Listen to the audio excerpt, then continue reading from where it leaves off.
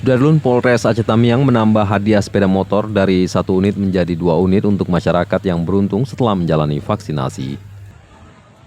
Hadiah ini sejak awal telah disediakan untuk menarik minat masyarakat menjalani vaksinasi di 2 gerai yang didirikan Polres Aceh Tamiang. Kapolres Aceh Tamiang AKBP Ari Lastairawan menjelaskan 2 gerai vaksinasi itu dibuka di Mapolres Aceh Tamiang dan posko penyekatan. Masyarakat yang telah menjalani vaksin kemudian diberikan kupon undian. Penarikan kupon akan dilakukan di akhir Juli 2021 sekaligus penyerahan hadiah sepeda motor untuk pemenang undian.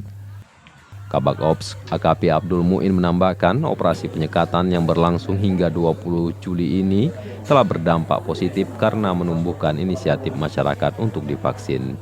Ia mencontohkan jumlah masyarakat yang datang ke gerai vaksin presisi di posko penyekatan mencapai 50 orang. Sedangkan di gerai vaksin presisi Mapolres Aceh Tamiang menembus angka kunjungan 100 orang. Tadi pagi ada meminum obat-obatan dokter?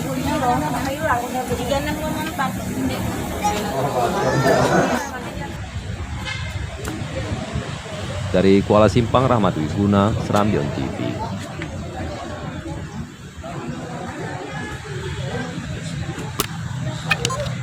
Aditya Firman